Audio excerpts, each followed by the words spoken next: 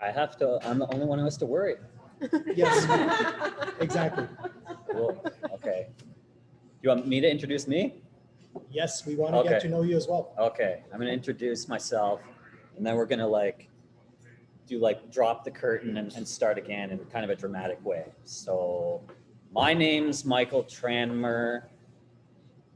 I have sort of three things I'm passionate about. One is community, two is helping others, and three is the environment and health of our planet in general. So the third thing, environment and helping the planet in general, that's where my engineering comes in. I'm a coastal engineer. I've been a coastal engineer here in Vancouver for 15 or so years.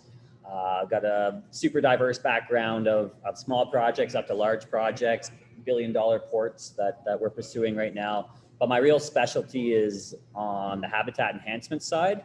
So I'm a real specialist in building habitat in the ocean, in the intertidal, and also remedial dredging, which is dredging out crappy material from the ocean and replacing it with clean material. So that's a way I like to give back to communities and the ocean as well. On the community building side, I'm the founder of the YVR Speaker Series, and we'll talk about that more later. Y'all invited next Tuesday, 6:30 p.m. It's just absolutely fire series. It's the second best speaker series in town after this one here, right here tonight. But it'll come up later, but what it is, it's Vancouver's top entrepreneurs, professionals, and influential leaders come together once a month. 4 speakers, 3 speakers, 1 musical guest, some incredible sponsors that speak as well. It's a 2-hour event. It's next Tuesday, 6:30. It's insane, but really it's about bringing people together just like this after we've been separated for so long during this COVID business.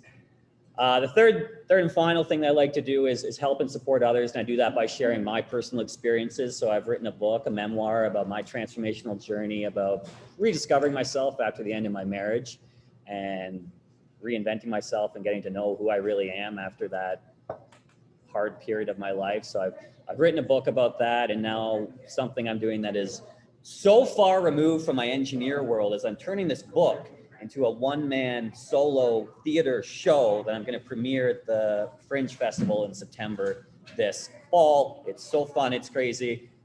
We did the first reading last Wednesday. These two, my biggest cheerleaders, were there.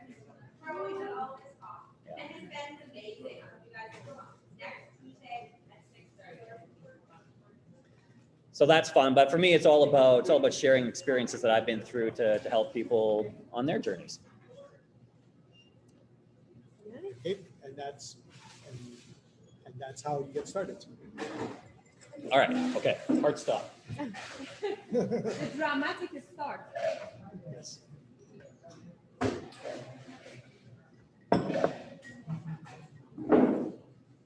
Ready? Yes. Michael, can I have a word? It's my client. He wants to talk to me. I've got one hand on the door out of the boardroom. I thought I escaped the wrath of what he wanted to talk about. I was wrong. He wants to talk about this project that we've been working on. It's this big multi-million-dollar, multidisciplinary project that is not going well. There's problems with the contractor, there's problems with the design, there's problems with the schedule. And I'm the project manager. So we had just had this meeting, and I thought I escaped the wrath of his fury. And I was halfway out the door when he asked me to come back in. So I come back in, and I take my seat, and I take a couple breaths, and I know what is going to happen next. And he starts to let me have it. You have to be more invested in the project. You have to be a better team leader. You have to be more responsive to the needs of the project. And as he says this, I start seething with anger. Nobody talks to me like that. But I'm not a dummy, so I keep my mouth shut. He keeps going and lists a few more points about how I'm letting him down and how I'm letting the team down. I keep my mouth shut. Finally, he gets to the end. I say thank you, and I find my way out of the boardroom. As I'm walking to the car, I'm a little fired up. I've just been properly put in my place. I deserved it, but I'm a little stubborn, so I don't really make that connection very quickly. But as I'm walking, I start thinking about what he said. You know, I'm not engaged in the work. I'm not being a good leader. I don't really care about the problems that come up. And as I'm walking, I start to think about what he said, and I think, and it hits me like a pile of truth, and he's right. And to have that truth land on you after going through that whole emotional anger, to have that realization is heavy. And he's 100% right, because you know, during my first real decade as an engineer, I've been completely disengaged. For as long as I could remember, for my first decade as an engineer, I really dreaded Mondays. It just worked for Fridays. And I was always so bitter at other people in the company that were moving further ahead, and I wasn't. And I'd spend a lot of time in my cubicle working as an engineer, looking for other jobs while I'm at my current job. That's no good. So as I'm walking a little bit further, this is all going through my mind, and I have this realization that I need to turn this around. I need to find a way to get more engaged with the project, with the client, with the work, with myself, or else I can see where this is going to go.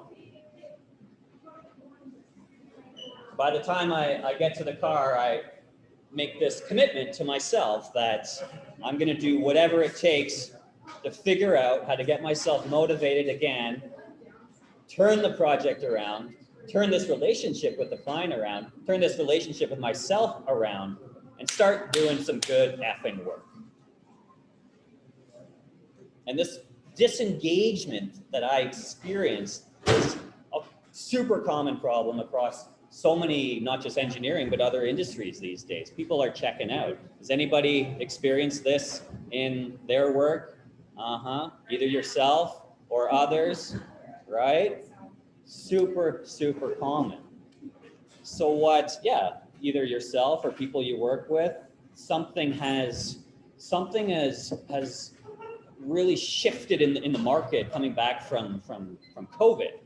There's such a shortage of workers right now. People have checked out during COVID and they're not coming back. People that are coming back are lazy as F, and they can leave their jobs at any time. Oh, I'm serious. They have all these other options. They've realized that they can work with less money. They can stay at home and focus on entrepreneurs.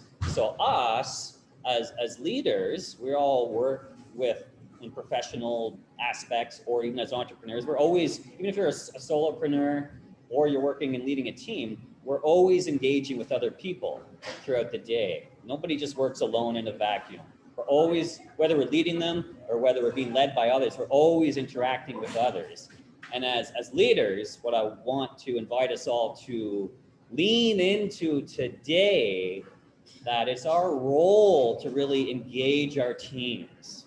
It's our role to engage ourselves. So if we're not leading people or we're being led by others, we also can do things and switch our mindset and our habits to get more engaged in the work. It doesn't mean that the role or whatever we're doing right now, we're going to do for the rest of our lives.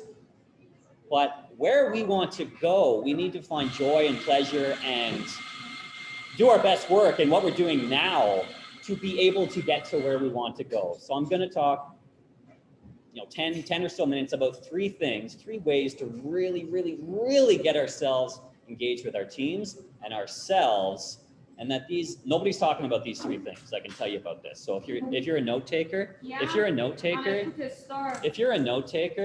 it's time to shine.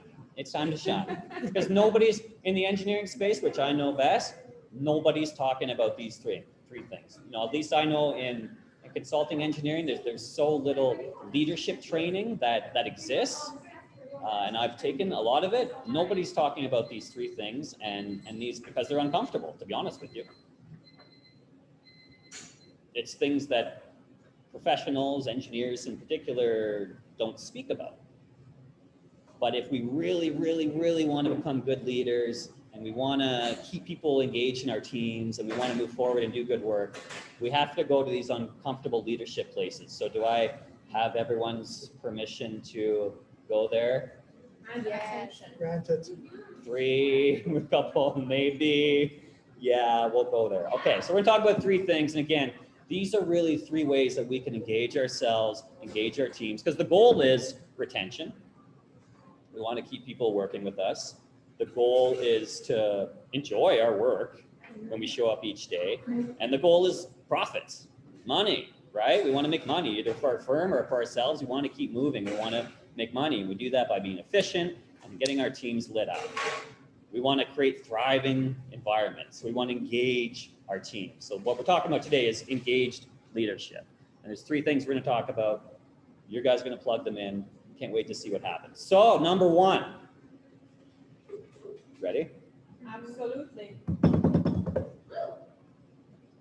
Number 1, and nobody talks about this, so I'm really, really, really excited. And I've been talking about this. I've been doing this program that I've developed. We're talking about the content here today. I've been doing it within my firm at GHD the last year and a bit, and it's powerful. It's powerful. So number 1, we have to connect with our teams. We have to connect with our teams. We have to connect with our teams. So I'm gonna give you 3 ways to do that. So we've all experienced this, whether as a leader or as someone being led. We've all existed in this sort of surface level, uncomfortable space. We don't have to be best friends with the people we work with. We don't have to be related to them, but we need to be able to connect on a real professional and trusting level. So how do we connect better with our teams? Number one, it gives me the creeps to say it, but we have to be vulnerable. You have to be vulnerable. If you're wondering why you're not connecting with your teams, it's because you are not leading with that vulnerability. You're not creating that space of safety and comfort for them to be able to open up to you about their problems and challenges. So how do you increase that connection? How do you open up that space? You have to be a little vulnerable. We don't have to tell them everything we did on the weekend. We don't have to tell them all our dirty laundry. We don't have to share outside of boundaries of what is professional, but we have to be a little bit vulnerable. So an example of this. Everyone's coming back to the office now. We've all been away for a couple of years. We're coming back more lately.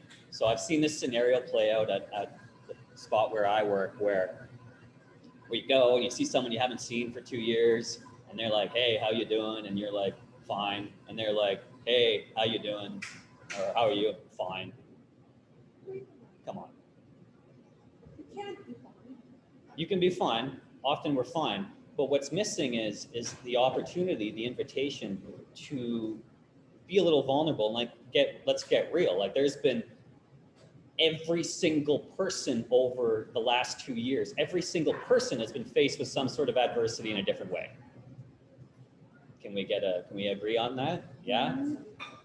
So the invitation is, if I'm a boss and I see someone in the real world for the first time in the last 2 years, and I'm going to go first. I'm going to go first with vulnerability. They're going to ask me how it's been. I'm going to go, well, it's been at times extremely hard. And for me, it's been at times it was isolation. I remember those April 2020, so weird and terrifying, right? End of March 2020. I went like 5 days without seeing another human, and we were on our porches dinging our pots and stuff. And then eventually, when it was okay to go out, the only person you would see would be at the grocery store, and you see a mask on, and then you just see their eyes. Fuck. No eye contact even. No eye contact. Yeah, because you might get the disease if there's eye contact. Yeah. So I can say this to the people I work with, and they can go, "Oh my God, my boss, my leader is a human. He has a heart. Holy shit," right? And he had that challenge, but he overcame it. And then, so the person, if I'm saying this to someone I work with, well, they're going to go, oh man, yeah, me too. Or, oh yeah, it was different for me. I work at home and I had family everywhere. I had my wife over here, I had my 2 kids over here, I had my parrot over here, I had a dog and 7 cats and a goat. And it was really, really hard. And you can share this. And now we've developed this deeper connection with the people we work with. We're not going to complain and bitch about it all day long. We're going to have this connection, then we're going to move on and talk about work. But nothing else you remember from today, and if there's one thing you want to write down, unless people we work with can feel and experience our heart, we're never, ever going to get to lead them the way we want to. So you have to be a little vulnerable. Number 2, and this is fun. Welcome to our show. Hello. Oh God. Wait, you're on camera. I am on camera. You look great. I'm so sorry. You have to listen. Number 2, listen. And I've gotten a lot better at this over the years, but as leaders, we think we know all the answers. We think we can just download the information. We have to listen and create the space for the people that we work with and interact with to be able to tell us what the challenges are. For me, if I'm leading a team and I lead team and I talk to people all the time and I have people working with me alongside, I want them to feel comfortable when they're uncomfortable and telling me about it, telling me about what's wrong.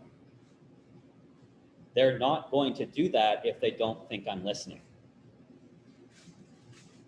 And a real hack, real thing that we can remember is when we want people to experience us listening, we ask them a question, we let them say their piece, and there's something really magical that you can do after they tell you whatever they need to tell you. Does anybody know what it is? What's mirror? That's good. Paraphrasing. That's good. I like that. There's two things we can do. One, when they stop talking, you can go, and this works in relationships too. You can go, tell me more. Tell me more. You say that, tell me more. They'll keep kind of unraveling and actually get to the root of what the challenge is. You say, tell me more. You can also just let there be space. Often it's so powerful to just say nothing. You say nothing. They tell you what their challenge is, and you're just having the space. You're really understanding what it is. And often they're going to keep going. They go, oh my God, this guy's actually listening to me. This woman's actually listening to me. I'm going to keep going. I feel comfortable doing this. So number 2 is listen. Last one under this connect bracket that we have is trust. We have to, people we work with, people we live with, all the people, we have to build trust. And there's two sort of camps with this. I like to lead with a lot of trust. Sometimes gets me into trouble, but I lead with a lot of trust and kind of go backwards from there. Some people, and it depends on what the situation is, you let them build up trust. So if you're, and that works more, if you're supervising someone, you give them a task, they do well. You give them a bigger task, you give them more trust, and you build it like that, up and up. But we're never, gives me the creeps. My buddy runs an engineering firm. Oh man. So they've had this real challenge over the last couple of years with COVID, trusting their employees working at home. Gives me the creeps. And I don't think they handled it very well. Not my place. But it's challenging, right? And if people feel that they don't trust you, that you're not being trusted, you can feel that. Like you can feel if you're getting micromanaged or whatever it is. So you got to do whatever makes sense for you. And we do need to trust our people working at home. But like what I said to him, dude, is the work getting done? He's like, yes. Are they delivering on time? Yes. Are they doing great work? Yes. What's the problem? You can take a nap. Take a nap. I don't care if you're kicking ass at work and you're happy. So whatever it is, again, I'm not the owner of the company, but you got to build that trust. So that's connection. That's number 1. We got 2 more. How we doing? We're good. So the second one, and what we're talking about is being leaders, being engaged leaders, engaging our team. And this one's kind of fun, this middle one. It's about innovation. We're all so hungry to innovate. And this is why people leave jobs all the time. Like for a period of time, I left the engineering space, went off and did my own thing because we get stagnant, right? We get stagnant. We want to create. We're creators. We're creators, right? So we want to innovate. We want to find good ways to design new products, deliver new services. These can be internal things we're doing. These can be external projects we're delivering. We love to create. So I've stumbled into this other creation field with writing and acting and speaking and all that. So I'm really fortunate about that. But now I'm like, oh, I can also create in the engineering space. I can do this leadership training and things like that. I can create events. Like I just create all the time now. It's wild. But as leaders, we need to create this space where people we work with can be innovative. We need to create this space where they can be innovative. So what that really means is if for example, I know engineering firms the best, and we have internal processes, or we have way we deliver projects, whatever it may be. We have to create the space. So what that could mean is literally once a quarter, 4 times a year, we set aside half a day or a full day. And as leaders, like if this is our group, our only agenda is to come into this room, leave our project work behind, come into this room, and because everyone has different ideas about how we can do our job better. Everyone has good ideas. So the agenda can just be, let's come in here and let's talk about it. So put that on the calendar, put that check-in on the calendar where we're just talking about ideas. So it's creating the space. And this never happens. We're all too busy doing project work and all of that. So as leaders, we create the space for this innovation to happen. That's going to engage our team members. You're going to feel like, holy shit, like he or she really respects our ideas and wants them to be heard. The second one is, let's say we get into this space and we come up with some ideas. We need to put them into action. And I do this all the time. We do this all the time. We need to put these ideas into action. So the phrase to keep in mind is that it's okay to fail. It's okay to fail. Do it all the time. The things I've done over the last couple of years is because I'm in action. I'm in motion. I'm failing everywhere. I'm so much further ahead than I was personally a couple of years ago. So people keep watching me online when I'm doing all this stuff. They're like, what are you doing? You're insane. How are you doing it? Because I'm a mess. I'm just all over the place. I'm just doing all these things, and I'm in the game, right? I'm failing, but it's not really failing. It's just information. There is no fail. It's all just information.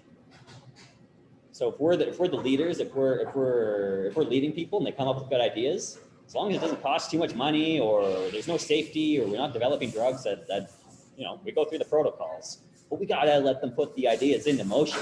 We gotta empower them to put these ideas into motion. Fail fast. It's okay to fail. There's no failing. It's just information. Information is a superpower. Last one under innovation is that as leaders, again, we're trying to engage our team. We're trying to keep them happy. We're trying to keep them motivated. But we have to lead by example. We have to lead by example. We can't just be telling people to come up with good ideas and brainstorm and go first and all of this stuff. We got to be doing it too. And that kind of gets a little uncomfortable sometimes. But if you want to be a good leader, if you want to climb to the top of wherever we are, we got to lead by example. We got to put our messy ideas out there. We have to take the time to come up with ideas. Ideas are scary because they're easy in our head. They're fun to think about on the weekend or when you're swimming or whatever it is, or running or whatever you do, or walking or whatever we do. But to talk about them and then do them and then have people watch you do them, that's scary. But that's how we grow as leaders, when we lead by example.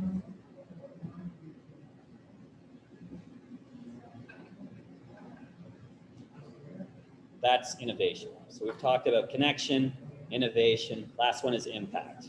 If I had a whiteboard, I'm an engineer, so I like formulas. So it's like leadership L equals CI squared. Leadership equals connect, innovation, last one's impact. It's good, right? I came up with that. Guys, that's good. Formula made things easier to remember. But impact is everything. Impact is everything. As leaders, we want to make an impact. As leaders, we want our presence to be felt before we open the door and walk in. Right? Those are powerful leaders. You can tell they're in the room. You can be sitting here and you go, oh, that woman over there she's got something, right? She's vibrating. I want whatever that is. We want to make this impact. And that's what attracts people to want to be on our teams. That's how we keep retention. We want this impact. So there's 3 ways we can do that. Number 1 is energy. Come on. If you have good energy, people want to be around you. Straight up. And I'm an introvert, I think, for the most part. Yeah. I love people.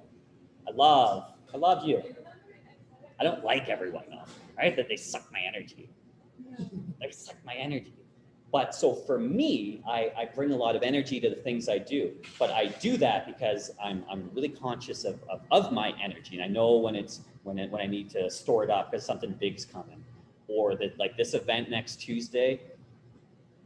I'm already like I'm going to taper for it on the weekend. I've got a background. I've done Ironman before, so I know all about energy and training and all of that. But this event next Tuesday, it will take me 5 days to recover.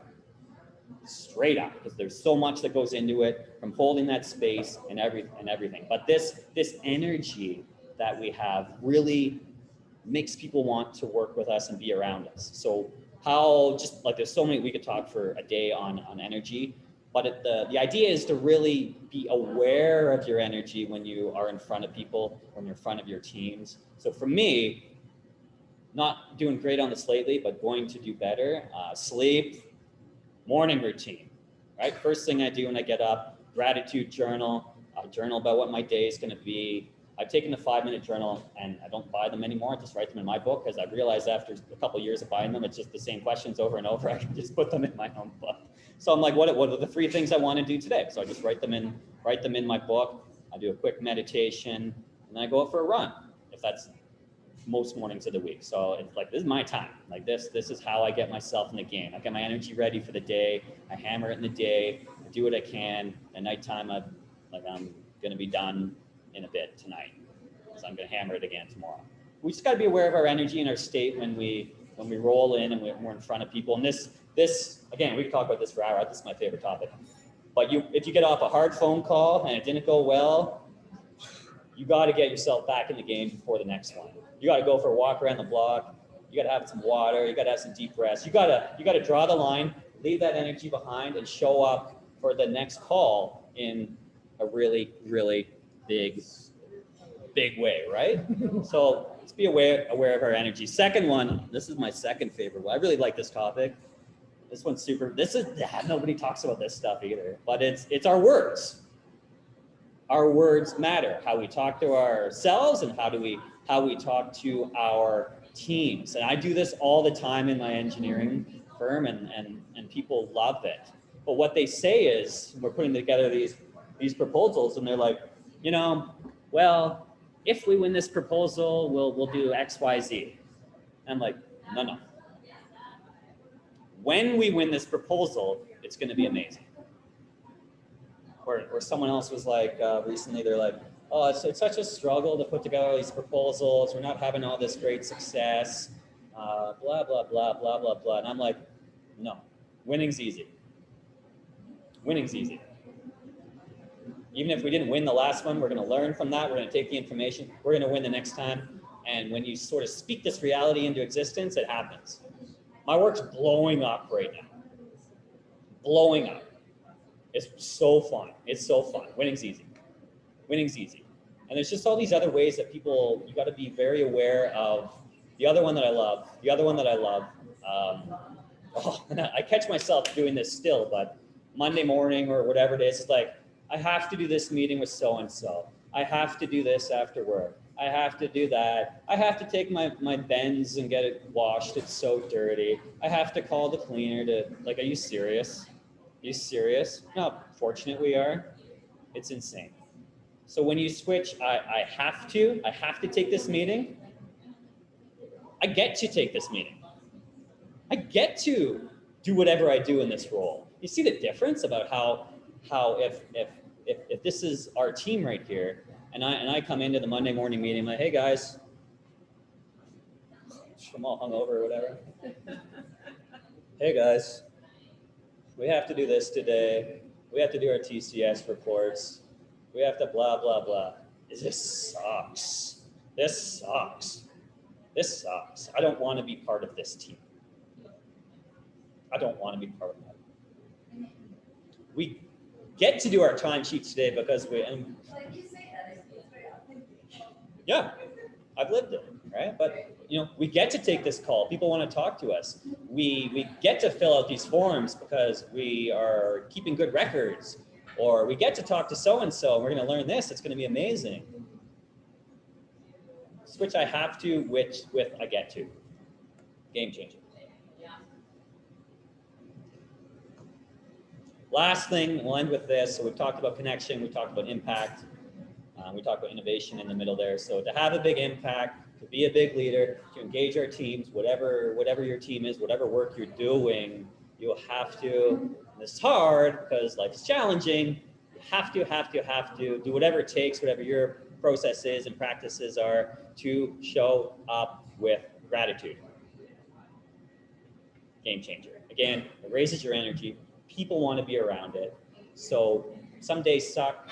There's challenges each and every day, but when we're going to work or we're getting in the field or we're getting in the game, jump in the ocean, do whatever you do, have the cold shower. I do this. I do all the things because life is challenging. But I know if I stay in this state of gratitude, I get to meet you amazing people. I get to come here, all of that. People it's magnetic. People, opportunities, all the things the whole world will open up to you when you do whatever it takes to find things we're grateful for. Not easy, not hard to find things that we can be grateful for. Like seriously, we're here, we're alive. That's it.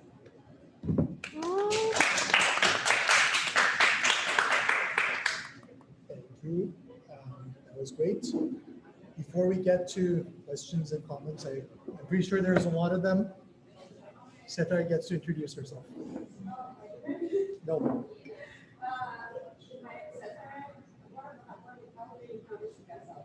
Just tell us what you do. I'm a program manager in healthcare innovation, government commercial, and Awesome. All right. Floor is open. Please jump in. Anya took a lot of notes, I'm sure. How many pages you hit?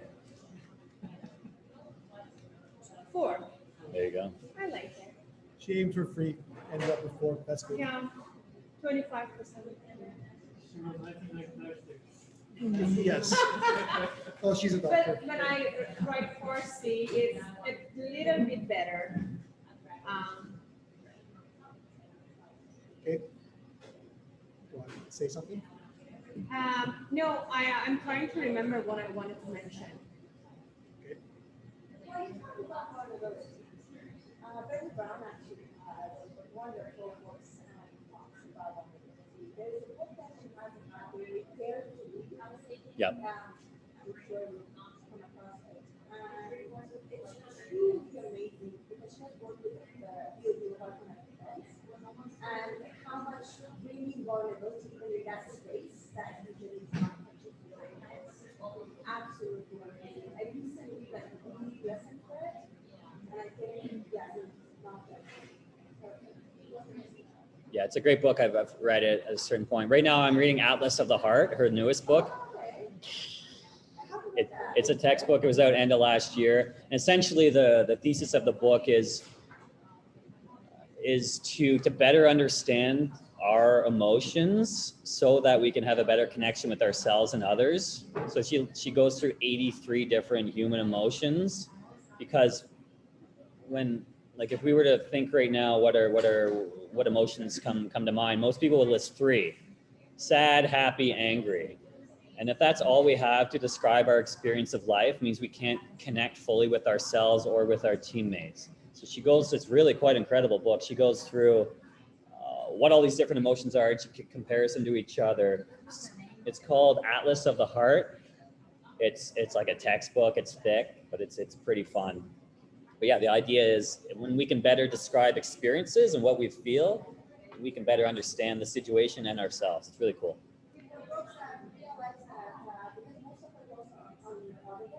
Yeah. So she actually narrates the post of Paris. It makes it so much easier to listen to it. A lot of herself into it. So I found listening to your audience.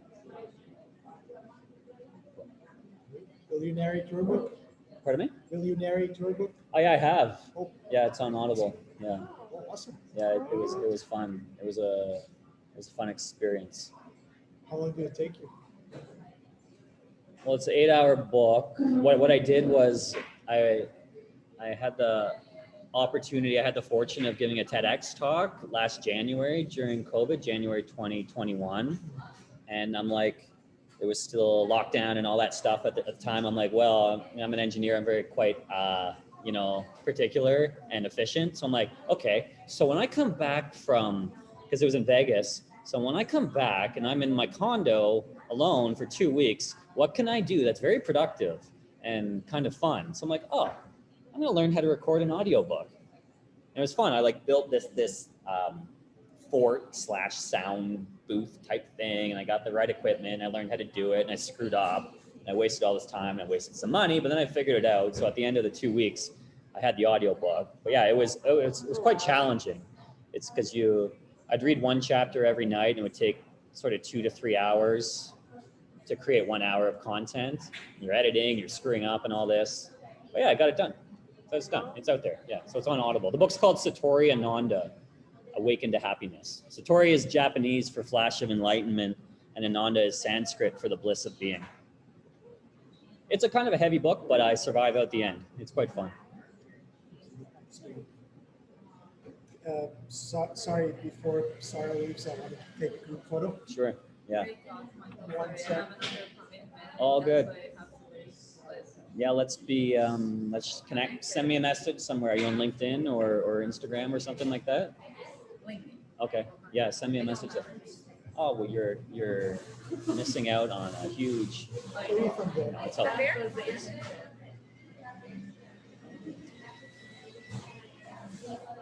Yes. Thank you. Thanks.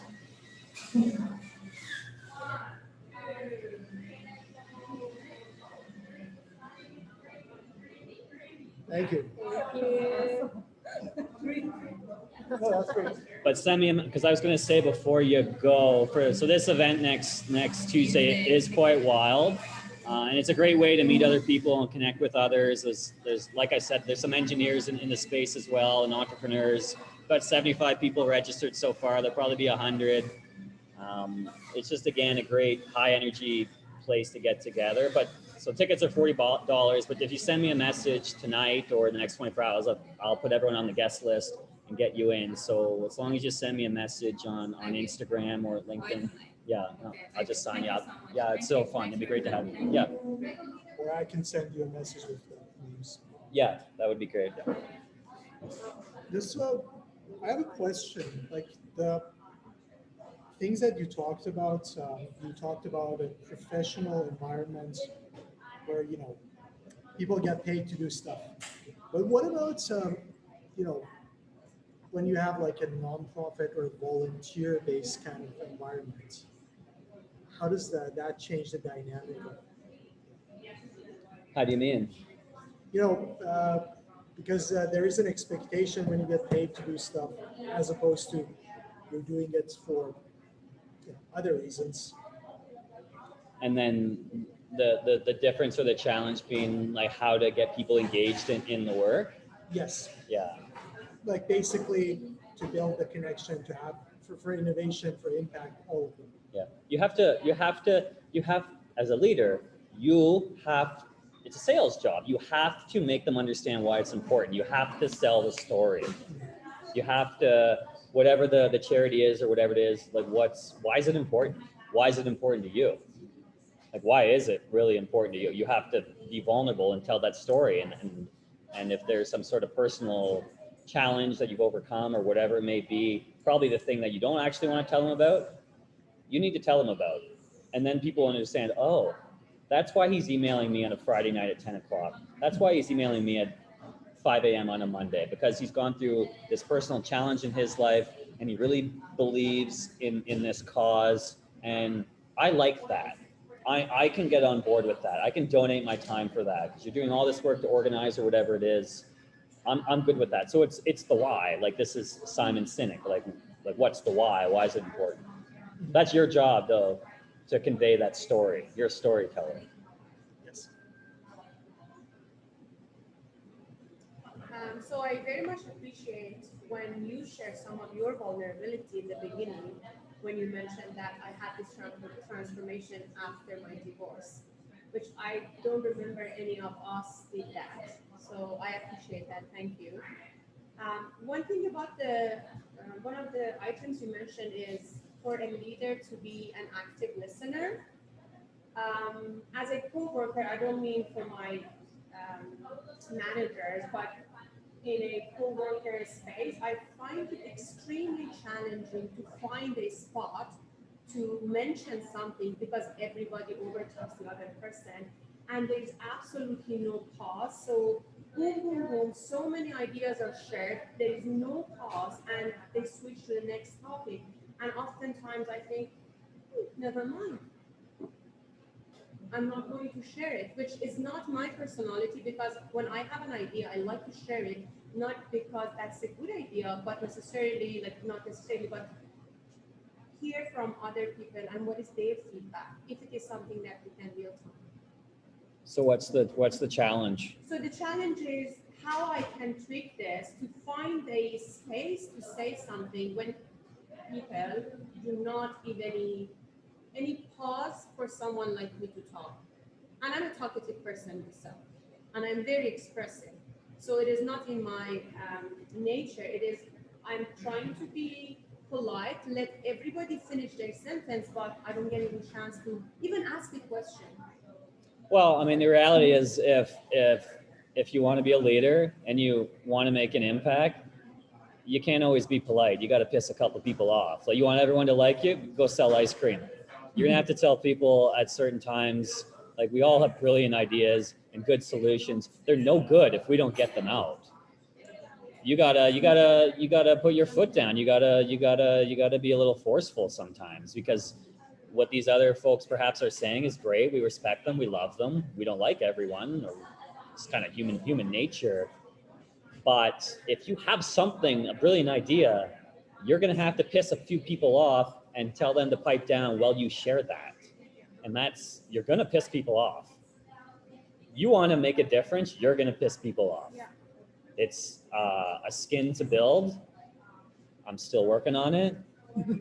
But whatever, I have my dreams and my goals, and that's what I'm going to do. And it sucks when people send you messages or whatever it is. Sucks. But you get a little bit more used to it.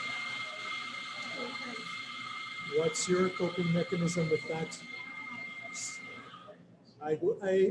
In like Twitter sphere, it would be a total cesspool, but Yeah, I mean, and I get this sometimes, or you get, certain people that follow you or send messages, and every time they comment on one of your things, it's going to be some sort of a jab. So you see the message there, and you see it, and my heart gets a little tighter, and I just take a couple deep breaths, and maybe I'll open it and read it. I need to make sure I'm in a certain headspace to read whatever it is. But for me, like, I try to, I'm always open. I want to learn and grow, and the places where I want to go, I need to learn and grow and become the person that can live that life and have that experience. So I'm always open to feedback, not shitty feedback, right? You gotta be aware of where the feedback is coming from. But I will always take information and perspectives. Even on the speakers event last month, people people give some feedback because I know they're trying to make it better. So often it can be very beneficial. So, but my coping mechanism, I don't know, I'll go for a run, or I'll have a cold shower or something.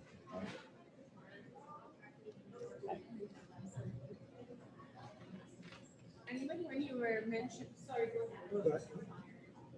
Oh, you go ahead then. So how we can increase the vulnerability so we get more feedback before things get very bad. Yeah. Then we get a very bad.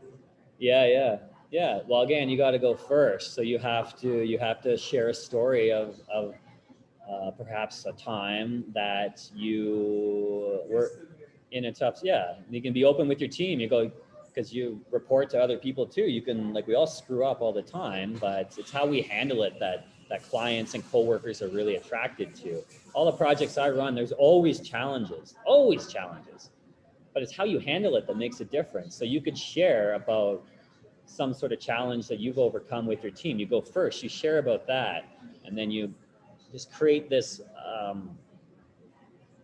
you give the people you work with permission to share to you when you do that. So you got to go first and you share about something you've overcome to help your team open up. Yeah, go for it. I'm working on a project for about a year. And for 8 months, it's extremely long. So the specs are really difficult. So, and from the very first day, I told them that it's actually probably impossible. I have to do lots of innovations. It's kind of a research that should become something. Should become nothing.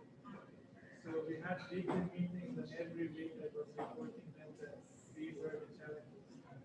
So for example, the VP of the So the first fabrication was basically, the results were really bad. So in the second fabrication, I improved the work. Okay. So after a year, the boss yesterday came, extremely angry that why you're not getting results. If you don't get results in 2 months, I'm going to end your contract.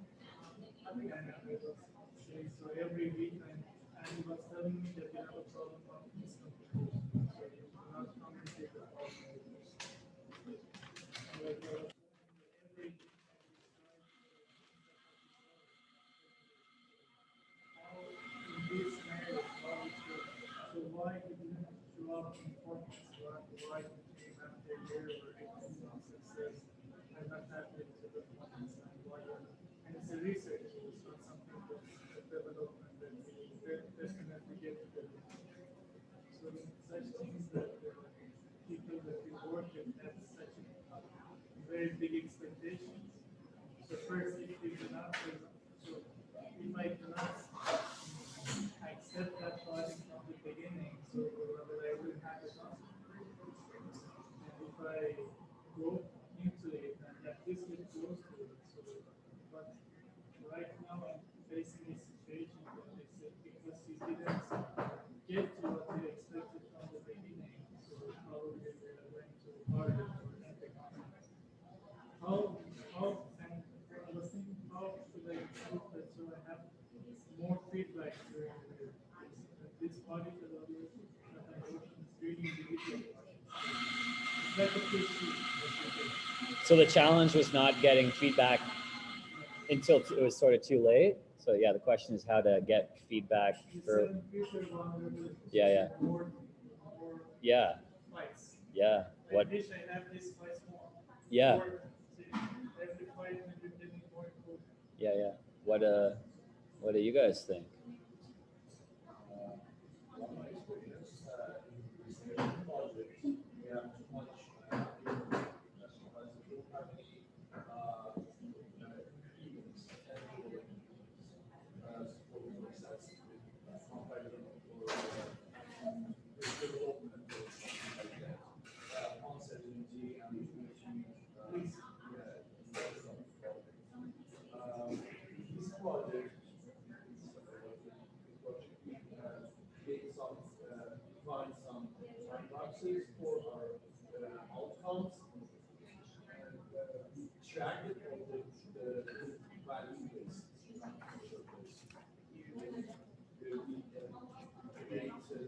will involve each string or each situation or time boxes that define problem space, clearly define the problem space, and enough of understanding and the synergy in the team, and with having the stakeholders in our teams, can decrease or something, but not eliminate something. You can manage something. Better stakeholders. That's the thing we all do in our projects. But in these kind of projects, I think we should define the problems we are working on. And we can create learning and gradually be more smart in our projects and our objectives. Yeah, that's good. Not the exact ingredients, but also we are speaking about outcomes. How we can measure our outcomes or define and clarify the problems. Just not happy about the research. Cool. Yeah. Is that helpful? I think my country, we practice is not research. It's related to the startups. We have framework that's related to design thinking, human-centered design and design thinking. It's a framework that you can research and apply to your project.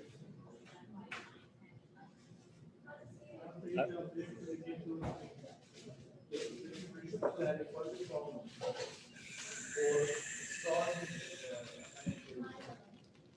Yeah, I love that, and I would say to add on to that, you usually, sometimes sometimes we have to coach our coaches, right? Sometimes we have to lead our leaders. So we have to help them. We have to pull the information out of them. But oftentimes people don't get the feedback that they need is because they can't accept it. Like 100%. Like I've lived and experienced this in a super hard way. I couldn't hear what I wanted to hear because I wasn't prepared to hear it. And if you told me that, I'd get pissed off and I'd be out the door. So obviously I'm not going to get the feedback, the information that I need to hear. You have to be ready to hear the shit you don't want to hear, but you need to hear it. So whatever that means for you, you have to take some deep breaths or whatever your practice is, because we know what we're screwing up on, or sometimes we don't. But for me, I want to know what it is. That's why we have people working around us. We have those mirrors, but you have to be okay with getting that hard information. And then, as long as people share it in a respectful way, then like it's such a superpower to get people giving you good feedback, and you can just grow exponentially faster than anyone else.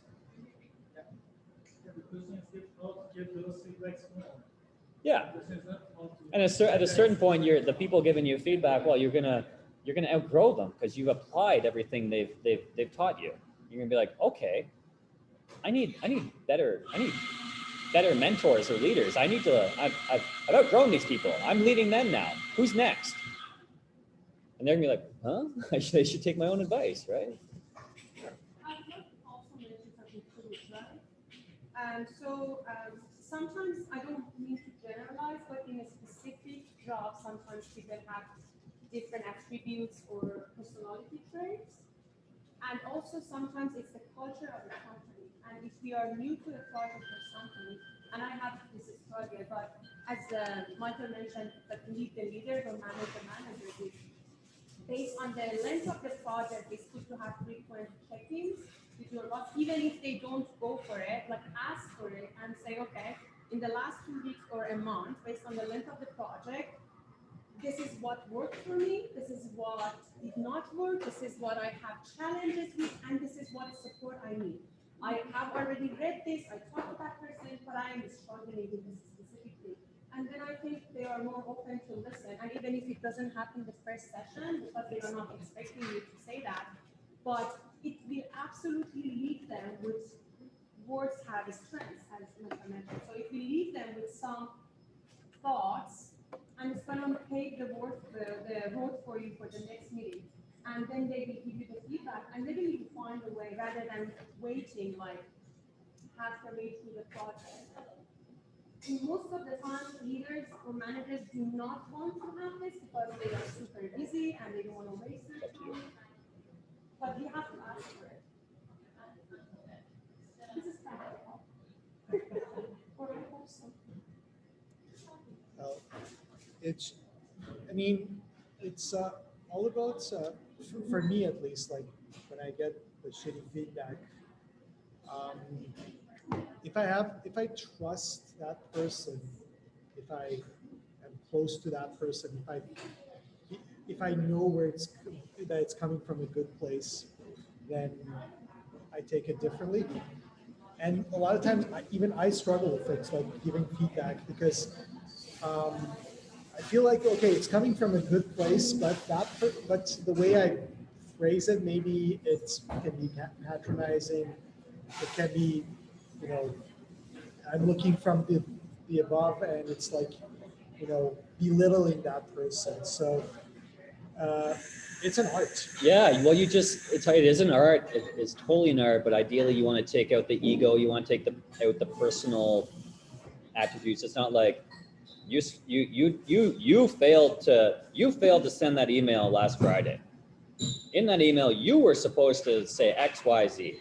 That's not a great way to start a Monday, but it can be something more along the lines of it's just facts and information. The email was supposed to go out last Friday. The email didn't go out. Fact. Okay, what are we going to do now? We need to send the email out as quick as possible and also acknowledge that we didn't send the email out. It's just the email. It's not your email. It's an email. It's information, whatever it may be. So you remove that sort of throwing someone under the bus, the ego part. Yeah, there was, if this behavior keeps on repeating and the email that is attached to a resource that was supposed to send it out, if this problem keeps on reoccurring, that's something else. But in the first instance, it's just facts. It's just information.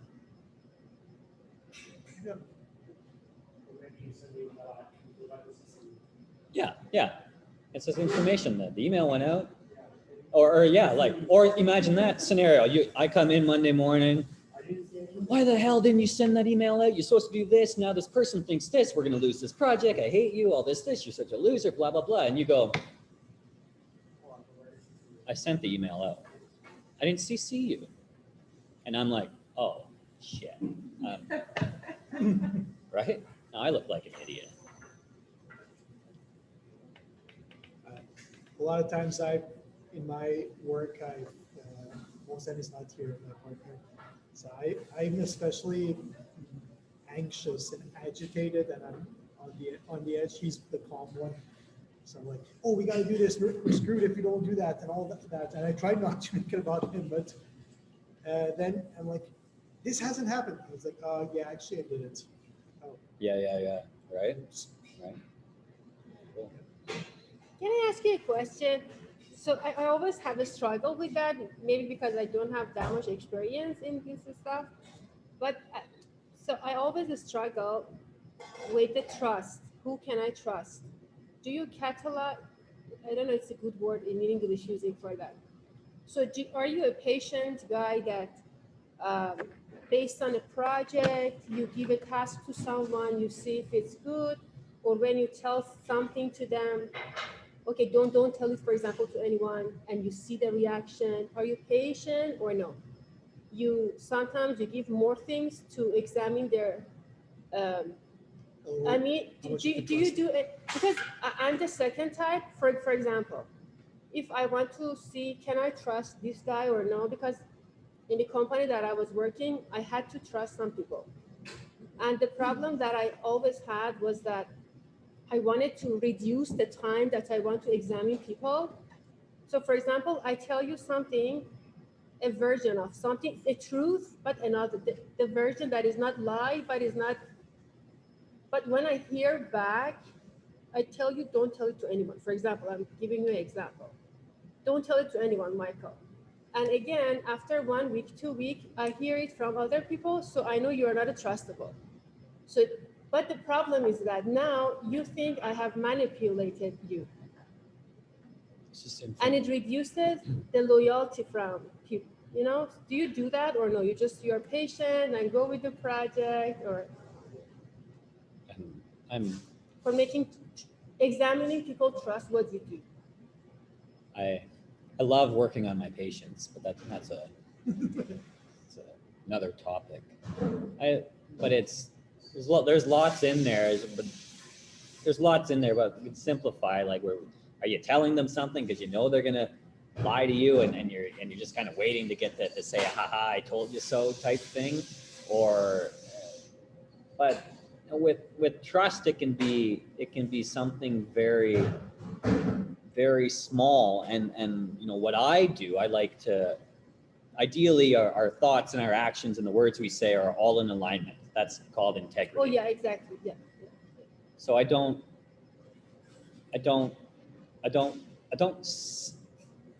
say I'm gonna send an email or go to an event or whatever it is until I know I can actually commit to doing it. I don't say that telling the lie. But for example, I tell something that is, let's say, not in a very, it's not very private or very important to and me someone shares it. Tested. Yeah, exactly. But it's the truth. Yeah. But I share it to you. It doesn't have that much importance for me. But I tell to you, don't tell it to anyone. It's between us. Yeah. And when I hear it back, I say, okay, I can't trust this person. Yeah. Do you do these things or no? You just your Well, patient. I would no. I mean, if you tell something to someone in confidence, you obviously want it to stay in confidence. So I think that the thing would be to approach me and go, "Hey, I told you not to tell anyone. You told someone. What's up?"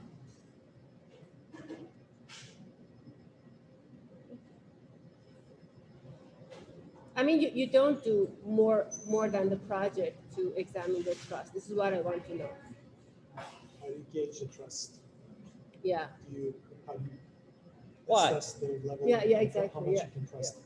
Yeah, I mean, it's a simple, like, if you're working with someone, they say they're gonna send something out on a Friday, and next Wednesday comes along and it's not there, then, or they say they're gonna show up for a lunch and they don't show up. Like, these are small things, but you can't. They're not reliable. These are Okay. tiny things. Yeah. You don't add more than what you need to. So you're not gonna put them in charge of $1 million project or whatever No, it yeah. is if they can't show up and send an email. Like, you're gonna say you're gonna send, and I do this all the time. I say, I'll send that email and I'll think about it. And I'll send that email today. So I'm like, now I've got this promise, this commitment to myself. I'm going to try to send that email today. Usually people say, I'll send that email this morning right after this call. Like, that's not going to happen. I got 1,000 other things to do. I'll send that email today. Mhm. And if I don't do that, that's on me. But if people keep on burning your trust, then you cut them off. You don't have time for that. So, Michael, what should our takeaway be from this session? 1 or 2 sentences. Yeah, for sure. I think everything we've talked about, and I really appreciate the opportunity and everyone listening and being interactive so fully. Can I borrow a piece of paper and a pen? I just want to share my contact information. Thank you. I think the message in all of this, all the things. Any color. Which you want. color should I pick? It's I incredible. gave you options, so that's your choice. I think all these skills like connection and being leaders and innovation and impact and all these and being vulnerable and trust and all of this, the message, and thank you for the question to help us summarize it. The message is that we can learn and grow and develop these skills. Like, Like I have done this from that person that wasn't able to be a good leader and show up for my client and my team.